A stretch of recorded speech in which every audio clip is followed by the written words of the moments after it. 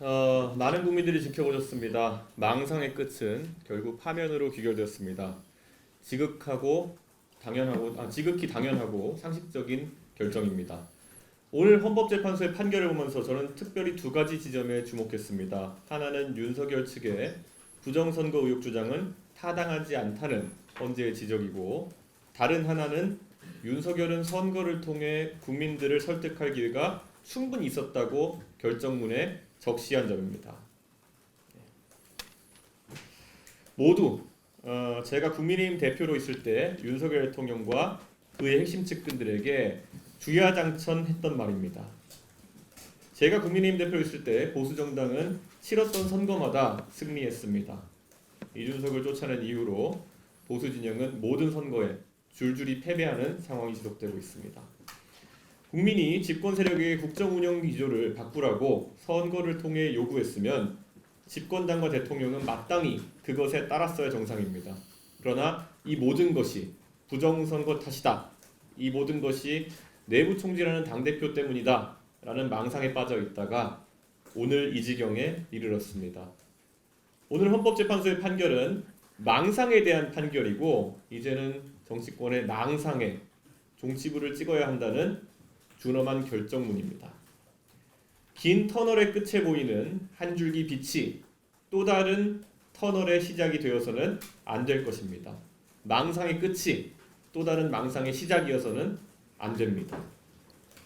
오늘부로 부정선거니 개몽령이니 하는 반지성의 언어를 쓰는 무지몽매한 정치 세력은 윤석열과 함께 공론의 장에서 완전히 사라져야 합니다. 그리고 또 하나 사라져야 할 악의 축이 있습니다. 부정선거 망상에 빠져서 계엄령까지 선포한 망상의 대통령이 지나간 자리에 국부펀드 만들어서 엔비디아 같은 기업 하나 만들어서 국민이 사이좋게 나눠 갖자는 망상의 경제관이 들어와서는 안 될 것입니다. 정치로 안 되니 무력으로 제압하려 했던 황당무계한 계엄령에 대한 심판이 오늘의 법적 판결이라면 한 사람 구속되는 걸 막아보겠다고 국회에서 압도적 다수 의석을 칼과 방패로 삼아 수십 차례 탄핵으로 정치를 마비시켰던 거대 야당에게도 국민은 선거로서 반드시 심판의 철퇴를 내릴 것입니다. 이제 또 바쁘게 대한민국은 새로운 대통령 선거를 준비해야 합니다. 이번에 선출된 대통령은 2030년까지 임기를 하게 됩니다. 이번에는 부디 임기를 마칠 수 있는 안정적인 대통령, 사법적 논란이 소지가 없는 깨끗한 대통령을 선출해야 할 것입니다. 2030년에는 우리의 모습이 어떻게 바뀌어 있을지 희망의 미래를 보여줄 수 있는 대통령을 선출해야 할 것입니다. 저는 개혁신당의 대통령 후보로 선출된 자로서 맡은 바 소임을 다하겠습니다. 고리타분하지 않고 바른 말을 하는 보수 세력이 존재한다는 것을 더 소리 높여서 외치겠습니다. 저는 개헌 초기부터 우왕좌왕하지 않고 탄핵에 대한 확신을 이야기해왔습니다. 정치적 유불리를 따져 강경 보수 세력에게 소구해보고자 흔들렸던 사람들은 이제 젊음과 소신, 패기에게 길을 터주길 요청합니다. 저보다도 오래 정치를 했다면서 결정적인 국가의 위기 순간에 우왕좌왕할 수밖에 없었다면 그들의 시대는 간 것입니다. 12월 3일 계엄해방으로부터 정확히 123일이 지났습니다. 윤석열 대통령이 파면됐습니다. 긴 시간을 참고 기다려주신 국민 여러분께 감사드립니다.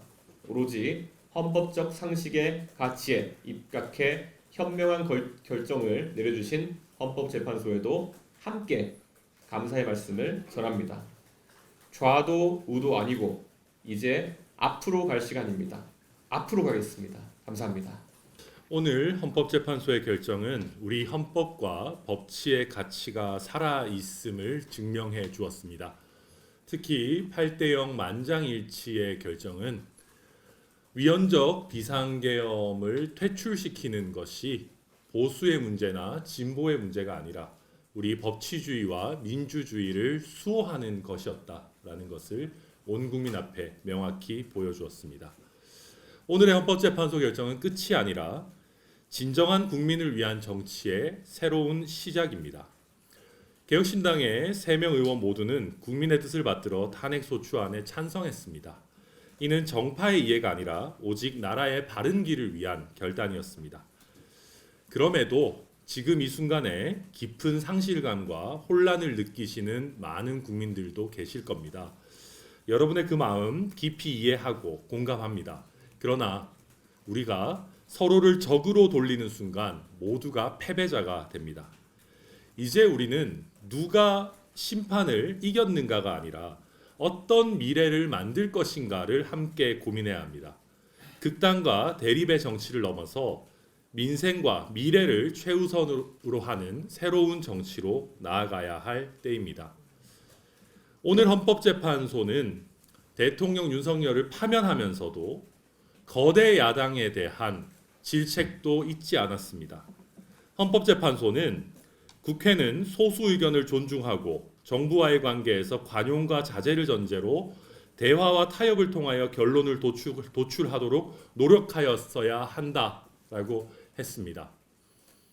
저희 개혁신당은 비록 크지 않은 정당이지만 대화와 토론, 타협의 정치를 실현해 나가고자 애쓰는 그런 정당입니다. 그렇기 때문에 지금껏 힘을 앞세워 숫자를 앞세워 일방통행식으로 대화와 타협 없이 소수 의견을 무시해온 거대 야당인 더불어민주당이 대통령의 권력까지 쥐는 것에 대해서 저희는 큰 우려를 가지고 있습니다. 그렇기 때문에 방금 저희 개혁신당의 이준석 대통령 후보가 이야기했듯이 과거에 일방주의적이던 정치는 이제 몰아내고 좌도우도 아닌 앞으로 나아가는 새로운 세대 교체를 저희 개혁신당이 주도할 것이다 라고 감히 말씀드리겠습니다. 우리의 민주주의는 비록 약간의 상처는 입었을지언정 그 상처를 통해 더 강해질 것입니다. 분열을 넘어서 화합으로, 갈등을 넘어서 통합으로 함께 새로운 대한민국의 역사를 써내려 갑시다. 저희 개혁신당이 거리의 분노와 대립이 아닌 서로 손잡고 함께 걸어가는 대한민국의 미래를 열겠습니다. 이상입니다.